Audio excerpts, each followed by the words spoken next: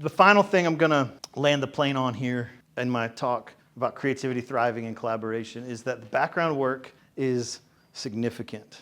The background work is super significant. And a lot of us think that the supervisors and what happens on the stage, like at Epicon, you see the directors up there, you see the stage work, or if you're a director, you have these titles, you think that's the most important work. The truth is the background work, what happens every day, whether you sit behind a computer, answer phones, lifeguard at the Apex Center, all of that is so crucial to the success of the city of McKinney. It doesn't always get the most credit. You don't always get the pats on the back or the award co points or all the stuff that you see other people getting, the recognition, the promotions. All that doesn't always happen right away. But the background work is so significant. At our MEDC Christmas party last year, it's a team of about 8 people, 8 staff members. Michael Talley, our senior vice president, brought a gift. And you ever do like the white elephant or dirty Santa? What do you call it? Secret, not Secret Santa because it's not a secret. I called it Yankee Swap growing up, white elephant. I've heard white elephant the most. So it was a white elephant game.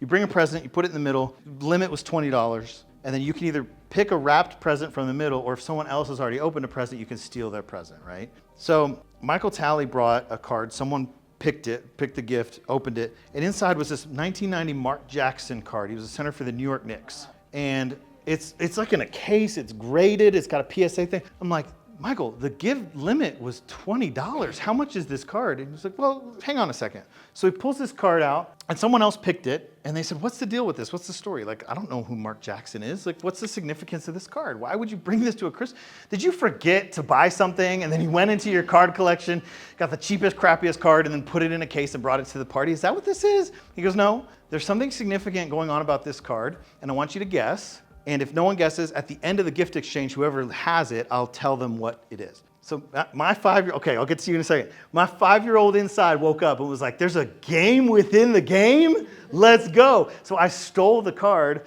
and then nobody else was very interested in it, so I got to keep it. So he goes, can you understand who's in the background? And my guess was, is this Hillary Clinton? And he said no, and we're all guessing, and we're like, is it this, is it that? And he said, zoom in on those 2 people to his left. Does anyone know who this is? Menendez brothers. The Menendez brothers famously killed their parents, went to that game, went on a shopping spree, did all this crazy stuff, went to a bunch of games, got courtside seats, spent hundreds of thousands of dollars in a very short amount of time. And this was one of the games we're at. This card was issued in 1990. This was discovered as the Menendez brothers in 2005. 15, yeah, it's a whole story right now on Netflix. 15 years went by before I don't think this card would have ever gotten to print if someone knew, wait a second, the Menendez brothers just murdered their parents and now they're out at a courtside game. This is crazy, right?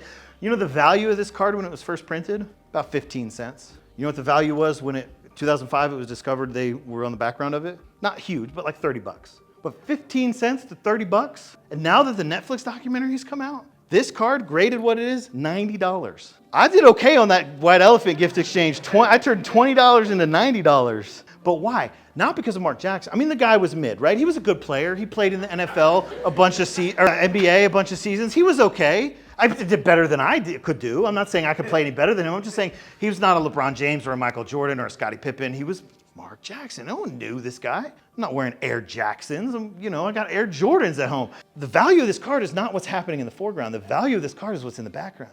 I will propose to you today that the Parks and Rec department, the value of what happens in this department is not what's in the foreground, but the value of this department is what's happening in the background.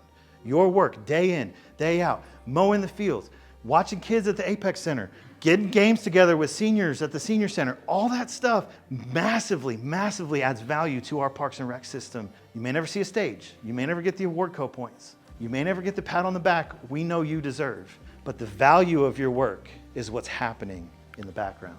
The value is in the background. Success, Robert Collier said this, the success is the sum of small efforts repeated day in and day out. Small efforts repeated day in and day out. Finally, on Rick Rubin, he said this, good habits create good art. The way we do anything is the way we do everything. Treat each choice you make, each action you take, each word you speak with skillful care. The goal is to live your life in the service of art. Everything you do contributes to this department, and it serves your own life outside these walls as well.